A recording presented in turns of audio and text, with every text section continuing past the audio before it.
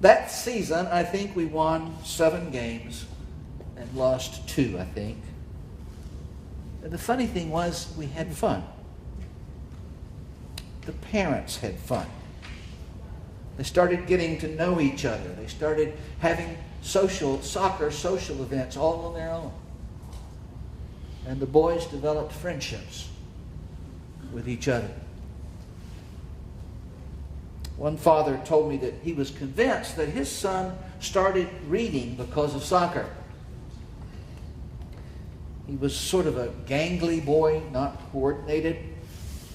He had very little athletic ability.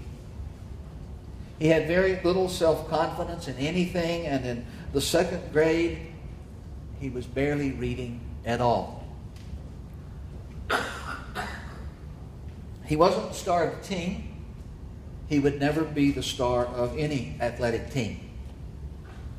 But he was a part of the team. And we tried to maximize his ability and to pull everything out of him that we could. We tried to put him in places where he would be most effective. I remember one game we put him in a particular lane because he would get in the way. He would just clog it up. And it would force traffic to go other places. He wasn't berated for his lack of talent or his lack of ability. We taught the boys to encourage him and to hold him up. We even had a game when he scored a goal. I never will forget that. I don't know whether he was more excited about that or I was. And he all of a sudden started reading. He started reading almost overnight. He was above grade level of reading. He couldn't read enough. He just ate it up. I told his father that I suspected that had more to do with his development and his readiness for reading than it did with soccer. His father told me that I would never convince him of that. We held that team together for 2 more seasons. The last season, we won 9 games. We tied 1. We scored 32 goals. We had 1 goal scored against us. It was a fluke goal. Our goalie lost the ball in the sun, and the ball bounced right in front of him, bounced over his head into the goal, and he sat down on the ground and started crying.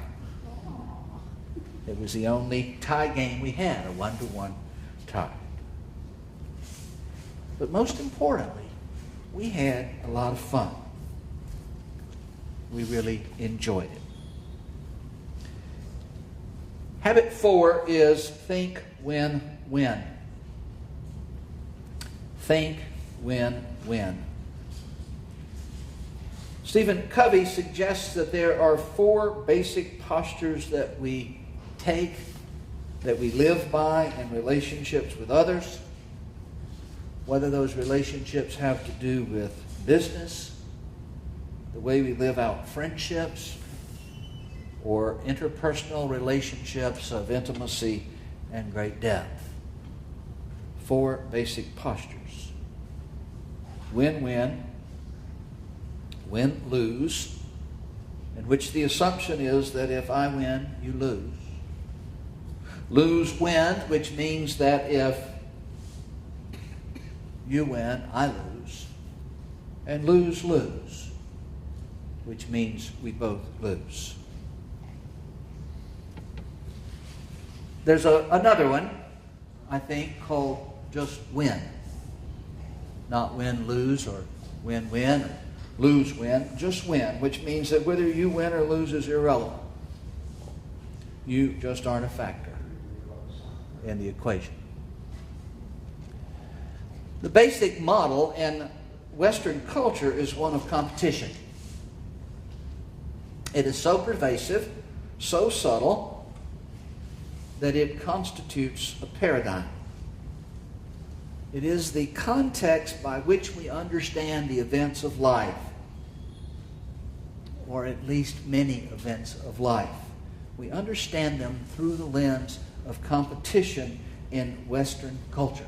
It is in the air we breathe. It is taught to us from birth. It is in the stories we tell, the movies we see. We reward winning. We don't reward cooperation.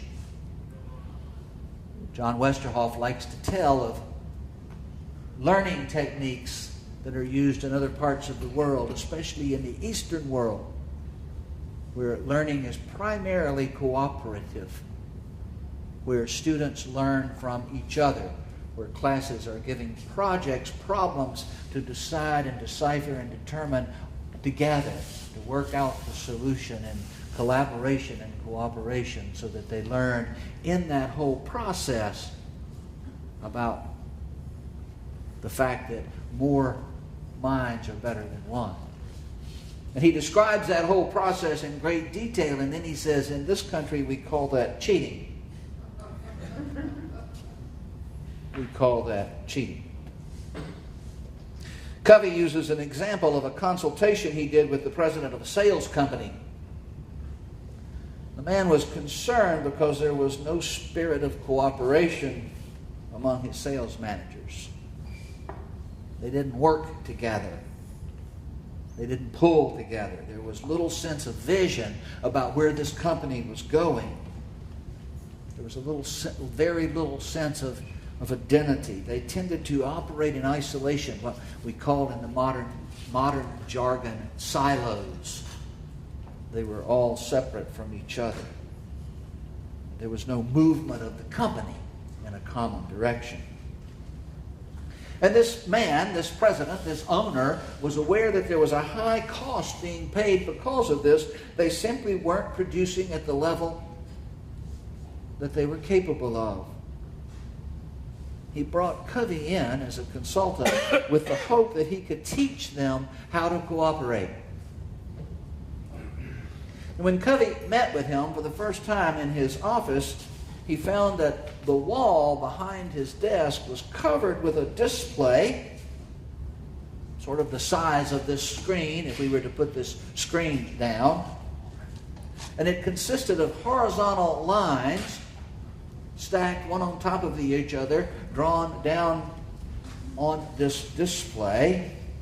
And each line represented a racetrack. And there was a line for each of the salesmen. And on each line was a racehorse. And over the face of the horse had been pasted a picture of each of the salespeople. So there were horses running the racetrack, each with a picture of one of the salespeople. And at the finish line was a large photograph of a beach in Bermuda. Movement along the line was created by number of sales, by performance. And the first horse to the finish line won a 2-week trip to Bermuda. And each week there was a staff meeting, and the president would gather all of his managers in his office, and he would show them the progress. And he would end the meeting every week with, who is going to cross the finish line first? Who is going to win this trip? And he couldn't figure out why there was so little cooperation among his salespeople. Why they didn't support each other. It's a mystery. It's been a number of years since Elizabeth and I have been to a rodeo in Houston. We went to several. I always found that I wanted more rodeo, less concert, but then that was just me. But anyway, when we first went to the rodeo, when we first came here, I was really struck by what they call the calf scramble. Now, I'm sure you've all been many times and you all know what this is. It's nothing new. And I will get the numbers wrong. But it's not the numbers that are important, it's the ratio. Something like 50 young people, 12 to 14 years old, gather in the middle of the rodeo arena. There's a big circle and they're all standing inside the arena. And half that number of calves, 25, are turned loose. And the object is to chase the calves, catch one, throw it somehow, or in some way manage to get a rope halter around the calf and lead it or pull it or urge it back inside the circle. And when you cross the line in the circle, you have won the calf. You don't really get to take the calf home. If you are successful, you get $1,000 with which you can purchase a calf. Actually, I think you have to purchase the calf, which you raise for a year, and then you bring it back to next year's rodeo and livestock show, and you show the calf. Now, an older calf, actually. It's great fun. It's great fun to watch with kids running in all directions, some holding on, literally holding on to the tail of a calf while the calf drags them around. I have actually seen a teenage girl sitting on the ground holding a tail of a calf while the calf just ran around dragging her on the ground behind. You will see them get the halter on the calf, and then they can't get the calf to move. And they're tugging, pushing, pulling, doing whatever they can. It is great fun. Not everyone gets a calf. One half of them do. At the end of the day, one half of the kids go home empty-handed. And there is great emphasis placed at the event that a life lesson is being taught. The only thing you are guaranteed is an opportunity. You have to do the rest yourself. And of course, there is truth to that. I don't think it's a bad thing. It's a lot of fun. It's probably a good thing. But I think an abiding lesson that is being learned is that if you win, I lose. And there's only enough to go around to half the people.